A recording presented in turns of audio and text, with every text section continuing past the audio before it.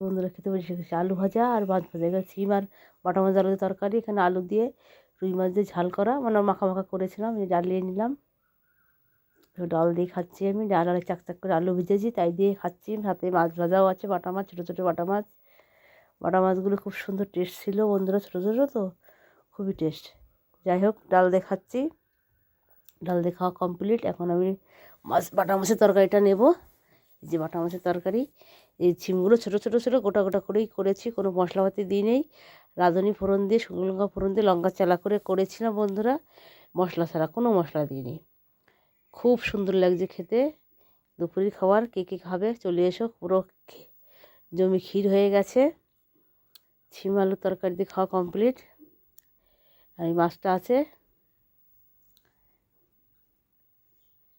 এখন আমি নিয়ে নিলাম কি রুই মাছের তরকারি, লেজটাই নিয়েছি, কারণ রাতে কাটা খাওয়া যাবে না, দিনের বেলা খেয়ে নেওয়া যাবে।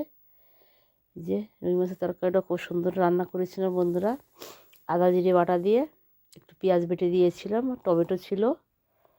আর ভিডিওটি যদি ভালো লাগে অবশ্যই পাশে থেকো, যাতে নতুন নতুন রান্না বা রেসিপি খাওয়া তোমাদের সঙ্গে শেয়ার করতে পারি। মাছটা আমার দেরি হবে খেতে বন্ধুরা, যে লেজের মাছ তো খুবই কাটা। তরকারি দিয়েও খাওয়া কমপ্লিট।